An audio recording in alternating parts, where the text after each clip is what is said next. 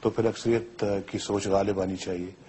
انہوں نے یہ فیصلہ کیا. اور پھر اور بھی ملک صاحب آپ کو یہ میں بتانا چاہتا ہوں کہ کاف لیگ بنیادی طور پہ PMLN تھی اور وہ لوگ بہت دیر سے اس بات کو محسوس کر رہے تھے کہ ہمیں اپنی پیرنٹ پارٹی کی طرف جانا چاہیے. اور وہ یہ بہت دیر سے یہ محسوس کر رہے تھے کہ ہم نے وہ غلط فیصلہ کیا تھا کہ ہم اپنی نون لیگ کو چھوڑ کر تو ہم کسی اور گروپ میں شامل ہو گئے. اور آپ جانتے ہیں کہ کاف لیگ جو ہے وہ ویسے بھی جن حالات میں بنی آپ کو سب کچھ معلوم ہے. آپ کو تاریخ وہ بتانے کی ضرورت نہیں ہے. لیکن بنیادی طور پہ فیصلہ ان کا اپنا ہے. لیکن اور انہوں نے یہ فیصلہ کیا کہ وہ نون لیگ کی گورنمنٹ کو پنجاب میں سپورٹ کریں گے. تو سپورٹ پہلے بھی کرتے ہیں. اب ان کی تعداد زیادہ ہو گئی ہے اور میرا یہ خیال ہے کہ رجحان جو ہے وہ اپنی پارٹی کی طرف واپس جانے کے لیے بڑھ رہا ہے. لیکن لوگ یہ بھی توقع کر رہے ہیں کہ دیکھیے جیسے آپ نے کہا کہ ایسا نہیں ہے کہ پیپلز پارٹی کے لوگ جو نا وہ آ رہے ہیں یا ان کو انکریج کیا جا رہا ہے. آپ ہی پیرنٹ جماعت اگر آپ کہتے ہیں تو اب پیرنٹ جماعت ہونے کے ناطے اور ایک اس وقت اکثریتی جماعت پنجاب میں ہونے کے ناطے ایک بڑے لیڈر ہونے کے ناطے لوگ آپ سے بھی ایکسپیکٹ کرتے ہیں کہ آپ اس انفنشڈ جو مسلم لیگوں کا اتحاد ہے یہ بھی ایک کنفیوژن کریٹ کر رہا ہے. کچھ لوگ آپ سے ملتے ہیں اعجاز الحق صاحب, کچھ لوگ سافٹ سٹیٹمنٹس دیتے ہیں, پھر کچھ لوگ ادھر چلے جاتے ہیں. یہ بھی ایک جو آنا جانا چل رہا ہے اس کو بھی فنش کیا جائے اور کیوں نہیں آپ آگے بڑھ کے اس معاملے کو بھی ریزالو کر دیتے اپنی جماعت کے انٹرسٹ میں. مثلا آپ کیا چاہتے ہیں مجھ سے کہ جو اگر آپ چاہتے ہیں کہ آپ یہ سمجھتے ہیں کہ آپ کی پیرنٹ جماعت ہے اور باقی لوگ آپ کے پاس آنا چاہتے ہیں, ابھی وہ فارورڈ بلاک کی شکل میں ہیں, آپ کیوں نہیں یہ چاہتے کہ وہ آپس میں الحاق ہو کے ایک جماعت بن جائے جو کچھ لوگ آپ سے توقع کرتے ہیں. ہاں وہ آپ بات درست کہتے ہیں. جن لوگوں نے پارٹی کے لیے کوئی بدنامی کا باعث نہیں بنے یا پارٹی سے غداری یا بے وفائی نہیں کی, میرے دل میں ان کے خلاف کوئی غم و غصہ نہیں ہے. وہ لوگ یقیناً واپس آنا چاہیں تو موسٹ ویلکم. لیکن جنہوں نے پارٹی کے ساتھ غداری کی ہے, زیادتی کی ہے, ایک بہت ہی برے وقت میں جب ایک ڈکٹیٹر نے پارٹی پہ قبضہ کرنے کی کوشش کی وہ ڈکٹیٹر سے جا ملے, میرا خیال ہے کہ ان کے بارے میں جو ہے وہ پبلک اوپینین یہی ہے, ہماری پارٹی کے اندر غالب اوپینین یہی ہے کہ ایسے لوگوں کو واپس نہ لیا جائے. تو میرا خیال ہے کہ پارٹی کو ان سب چیزوں کو سامنے رکھ کے فیصلہ کرنا چاہیے. جو یہ کہتے رہے ہوں کہ ہم مشرف کو یونیفارم میں 10 مرتبہ بھی صدر منتخب کریں گے تو بتائیے پھر پارٹی میں ان کے لیے کیا جگہ ہونی چاہیے. اور پھر مشرف کو سپورٹ کرنے میں اور پھر یہ جو چیف جسٹس ہے جو افتخار محمد چودھری, ان کو نکلوانے میں کے اندر بھی ان کا کردار ہو, مشرف کو سپورٹ کر کے تو ان کو نکلوایا جائے. بتائیے کہ پارٹی کو ان کے بارے میں پھر کیا فیصلہ کرنا چاہیے. یہ سب چیزیں جو ہیں غور طلب ہیں, ان کو آپ اوور لک نہیں کر سکتے, آپ ان کو نظر انداز نہیں کر سکتے. آپ نے ذکر کیا کہ جب ملک میں تمام معاملات جمہوری انداز میں ریزالو ہونے گے تو آف کورس آپ کو باقی صوبوں کی طرف جانا ہے. آپ نے سندھ کے دورے کا ذکر کیا تھا, پھر آپ تشریف غالباً نہیں لے کے گئے. بلوچستان کے اندر بھی حالات بہت کشیدہ ہیں, نارتھ ویسٹ فرنٹیئر میں بھی حالات کشیدہ ہیں. ایک نیشنل لیڈر ہونے کے ناطے کیا آپ پلان کر رہے ہیں کہ آپ ان صوبوں میں بھی جائیں, وہاں پہ بھی اپنی جماعت کو فعال بنائیں, کیونکہ کچھ آپ کے ناقدین یہ بھی کہتے ہیں کہ آپ کی جماعت پنجاب میں محدود ہے. دیکھیے میں تو دوسرے صوبوں کے معاملات کو بہت قریب سے سمجھتا ہوں.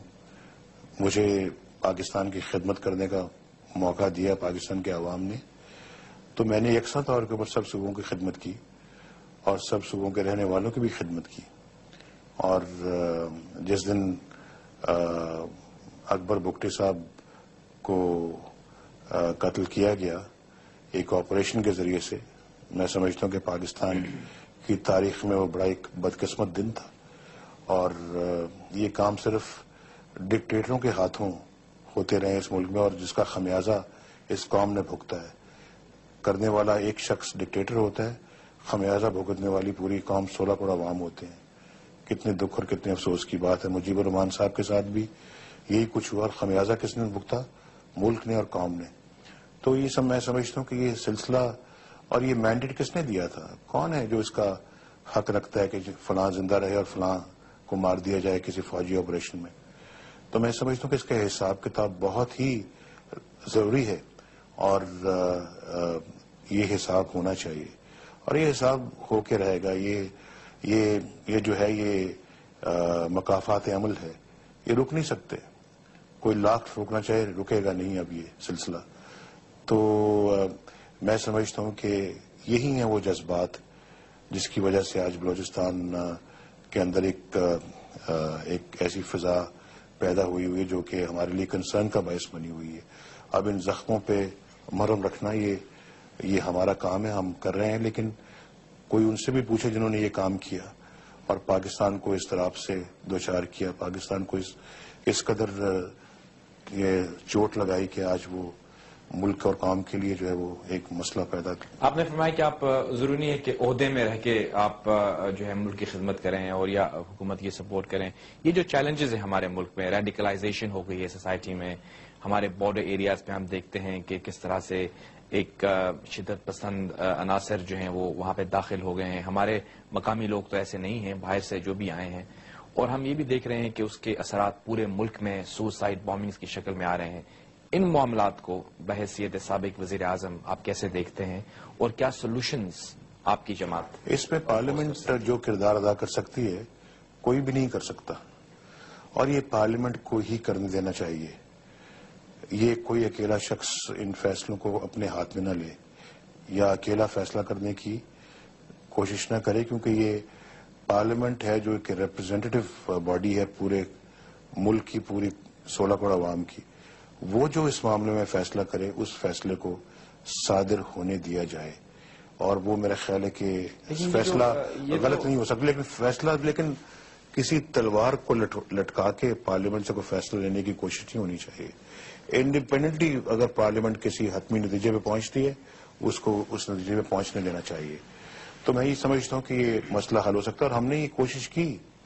لیکن پارلیمنٹ تو ایک کنسنسس بلڈنگ میں رول ادا کرے گی، لیکن جو وہاں پہ آن دا گراؤنڈ میٹرز کو ریزالو کرنا ہے وہ پارلیمان تو نہیں کر سکے گی. کیوں نہیں کر سکتی؟ پارلیمان تو فیصلہ دے گی. کیوں نہیں کر سکتی؟ ایکسیکیوشن پارلیمنٹ نے ایک کمیٹی بنائی، ہم تھے اس میں خود شامل اور دوسری پارٹیاں بھی پارلیمنٹ کی اس میں شامل ہیں. ہم سب پہ مشتمل ایک کمیٹی بنی اور اس پہ ہم نے کافی کام کیا، حکومت کی مدد کی اور بڑا کردار ادا کیا. کمیٹی بنوائی، پھر ٹرمز آف ریفرنس بنوا دیا اور پھر اس کمیٹی کو ہم نے کہا کہ اب اس کو یہ ٹاسک دیا جائے کہ یہ موقع پہ جائے اور ان تمام عناصر سے ڈائلاگ کرے جن کی وجہ سے یہ خطرات درپیش ہیں. اس کو کام نہیں کرنے دیا گیا. آج تک کمیٹی کسی شخص کو جا کے ملی ہی نہیں ہے. اگر اس کمیٹی کو یہ ٹاسک اسائن کر دیا جاتا خود حکومت کے لیے اور پوری قوم کے لیے یہ مسئلہ آسان ہو جاتا. ابھی تو ڈائلاگ کے ذریعے سرحد کی حکومت نے ایک نظام عدل کا جو چیز سامنے آئی اس کے بعد پھر ابھی پارلیمان سے بھی منظور ہو گیا. اس کو آپ سپورٹ کرتے ہیں کہ یہ ایک اگر فیڈرل گورنمنٹ نے تو فیڈرل گورنمنٹ کو یا زرداری صاحب نے اگر کمٹمنٹ دی تو اس کو آنر ہونا چاہیے، ورنہ حکومت کے لیے